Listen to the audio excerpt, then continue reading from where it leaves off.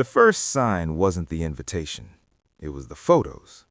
Balloons in pastel colors, a cake shaped like something animated and cheerful, my niece grinning with the kind of unfiltered happiness that makes adults soften without realizing it. The images rolled across my phone while I sat at my kitchen counter, coffee cooling beside me. No message, no mention, just the quiet announcement of an event I hadn't known existed. I stared longer than I should have, not shocked exactly, more confirmed. Absence has a way of feeling familiar when it repeats often enough. I called my father, because that's what I always did, reached upward as if clarity still lived there. "Oh," he said when I asked. No hesitation, no apology, just a small sound acknowledging inconvenience. "Well, you're not really family for things like that." The sentence landed strangely, like it had been rehearsed long ago and simply retrieved. "I'm her uncle." "Your wallet," he replied, voice steady, almost tired. "Let's not pretend otherwise." Somewhere in the background, I heard television noise, laughter from a sitcom audience reacting to something designed to be funny. My brother's voice appeared next, close to the receiver. "You're too bitter to be around kids anyway." The words weren't sharp. That would have required emotion. They were flat, administrative, as if they were describing weather conditions rather than a person. I said nothing for a moment, then something automatic, polite. "Okay." No argument, no defense. There's a peculiar exhaustion that comes from explaining your humanity to people committed to misunderstanding it. After the call, the apartment felt unusually quiet, though nothing had changed. The same refrigerator hum, the same traffic filtering faintly through the windows. I opened my banking app, not with anger, but with a kind of clinical curiosity. Monthly transfers lined up neatly like small, silent agreements. School expenses, utilities, car payments, streaming subscriptions bundled into packages no one ever discussed but everyone used. Each entry represented something that had gradually shifted from help to expectation, from generosity to infrastructure. I studied the numbers the way you study a contract you suddenly realize you never consciously signed. My thumb hovered, not dramatically, just suspended between habit and recognition. Canceling a transfer doesn't feel like rebellion. It feels like adjusting a setting, a muted, almost anticlimactic action. Click, confirm. Click, confirm.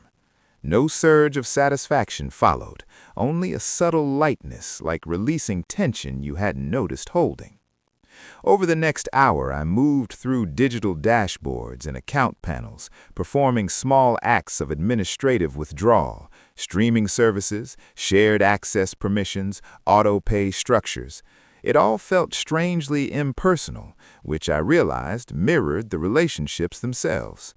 No speeches, no declarations, just quiet revisions. The party continued without me.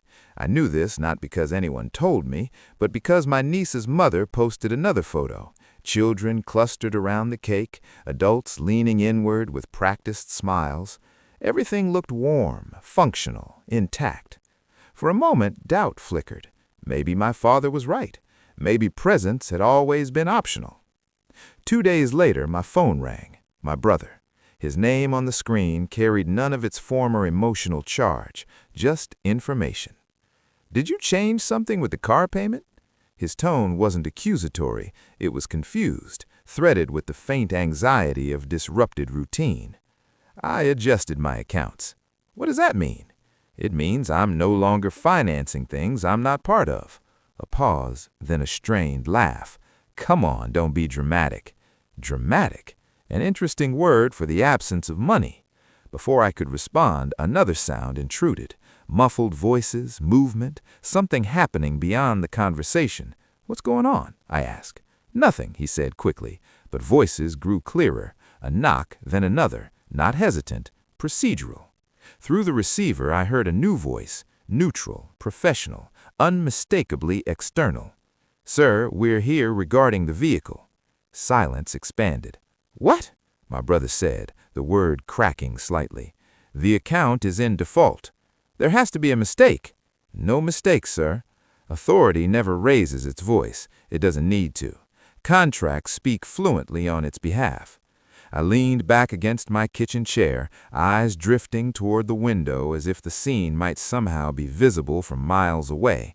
In my mind, I could picture the driveway, half-deflated balloons still tied to the mailbox, sidewalk chalk ghosts fading on concrete, my niece likely inside, unaware of financial structures collapsing quietly at the edge of her world. "Can you fix this?"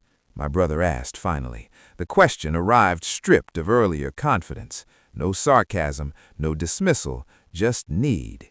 And beneath it, something harder to define: recognition. I considered the ceiling, tracing a faint crack in the paint. "I didn't break anything," I said evenly. "I just stopped holding it together." Another long pause, this one heavier. Not anger, not apology, just the uncomfortable presence of reality settling into spaces once filled by assumption. After the call ended, the apartment returned to its usual silence, but it felt different now. Not lonelier, simply accurate. Somewhere a car was being loaded onto a truck with people with clipboards and schedules, executing obligations that existed long before emotions entered the picture. And for the first time in years, I wasn't part of the system absorbing the impact.